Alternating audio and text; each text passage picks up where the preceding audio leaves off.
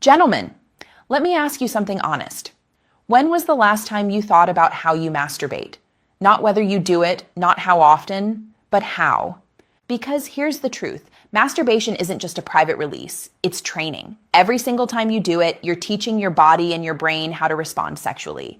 And if you're making the wrong moves, you might be setting yourself up for weaker erections, premature finishing, or disappointment when you're with a partner. Now, I'm not here to scare you. Masturbation is one of the healthiest, most natural things a man can do.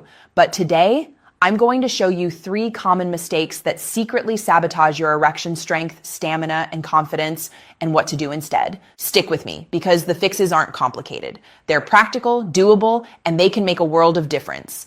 Before we dive in, do me a quick favor. Hit that like button so this message reaches more men who need it, and drop a comment telling me where you're watching from. I love seeing how far this community reaches. And of course, subscribe so you never miss out on real, no-nonsense men's health advice. All right, let's get to it. Here's the myth. Masturbation is just a quick release, a way to blow off steam, and nothing more. But the truth? It's actually practice. Think of it like going to the gym. If you always train with sloppy form, rushing through every rep, you're going to reinforce weakness and injury. But if you train with control, with purpose, with awareness, you build real strength and endurance. Masturbation works the exact same way. Your brain is wired through something called neuroplasticity. It literally rewires itself to match whatever patterns you repeat. If your pattern is fast, rough, distracted, that's what your brain and body learn as the default. And guess what? That training shows up when you're in bed with a partner. So the goal isn't to stop. The goal is to do it smarter. For those of you who don't know me, I'm Dr. Jocelyn Carter, a urologist with 5 years of experience helping men restore their confidence, sexual health, and vitality. I've treated men from their 20s all the way into their 80s, and I can tell you, this topic comes up far more often than you'd expect. Men who are worried about finishing too fast, men who can't get hard when they want to, men who feel disconnected from their partners. And sometimes the root of the problem isn't hormones or age or even a medical condition, it's habits that can be changed. So let's count down the 3 most damaging masturbation mistakes, and then I'll walk you through exactly how to fix them. Mistake number 1, the rush job. This is by far the most common one. Treating masturbation like a sprint, quick, hidden, rushed. Maybe you got used to sneaking it in as a teenager before someone knocked on the door. Maybe now it's just become habit, a minute or 2 before bed, before work, or between meetings. But here's what's happening biologically. Every time you train your body to climax in under 2 minutes, you're reinforcing premature ejaculation. Your nervous system gets wired to expect speed. So when you're with a partner, even if you want to last longer, your body goes back to what it knows, finishing fast. Emotionally, this creates anxiety. You worry, what if I don't last? What if I let her down? And that anxiety only makes the problem worse. Anxiety activates adrenaline, which actually fights against erection quality. Over time, this vicious cycle can even lead to erectile dysfunction. So what's the fix? Slow down. Set aside real, uninterrupted time, not just a minute before bed. Focus on exploration, not just release. Try the edging technique. Get close to the point of climax, then back off. Let your arousal calm down, then build it again. Every time you do this, you're teaching your body stamina, control, and confidence. Think of it as sexual weight training. You're building the ability to last. Mistake number 2, porn is your default. Let's be real, porn is everywhere. It's accessible, exciting, and it provides instant arousal. But here's the catch. It's junk food for your brain. When you rely on porn every time, your brain gets used to extreme novelty, new faces, new scenarios, constant stimulation. Over time, it desensitizes you. Suddenly, the real thing, touch, connection, intimacy, just doesn't hit as hard. That's how something called porn-induced erectile dysfunction, PIED, develops.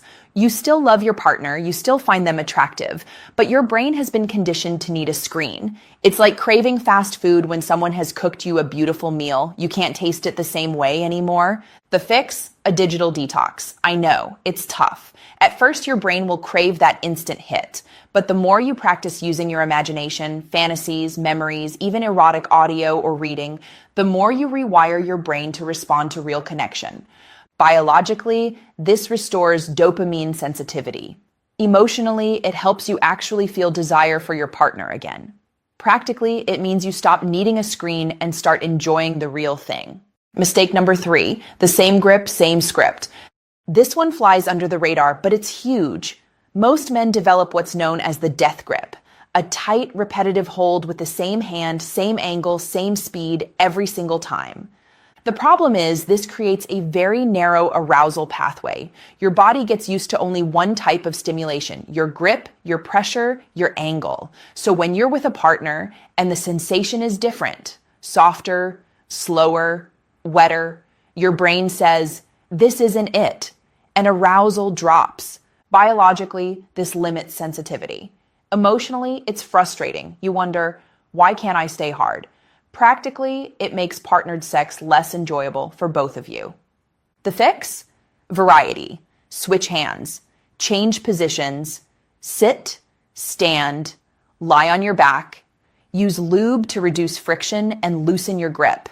Think of it like cross-training, teaching your body to respond to different sensations. This makes you far more adaptable, responsive, and sensitive when you're with a partner. And here's a bonus tip: practice with condoms. Many men say condoms kill sensation, but that's only because they haven't trained with them. Try different brands, sizes, textures during solo time. Make it part of your rhythm so that in real life, it feels natural instead of disruptive. So here's your simple blueprint. Slow down. Stop sprinting, start training for stamina, detox your brain, step back from porn, reawaken your imagination, mix it up, change your grip, position, and practice with condoms. These 3 changes retrain both body and brain. They restore sensitivity, build endurance, and most importantly, they give you back control. Now listen, if you've been making these mistakes, don't beat yourself up. Almost every man I've seen in my clinic has done them at some point. This isn't about shame. This is about awareness. You're not broken. You're not too old. You just need to give your body a new script to follow. And when you do, things start to change. Erections get stronger. Anxiety drops. Sex becomes more fun, more connected, more satisfying. So here's my challenge for you. Pick just one of these changes and try it this week. Don't try to fix everything at once. Just one. Slow down, or cut out the porn, or change your grip. Because small, consistent changes, that's what rewires your body. That's what restores your confidence.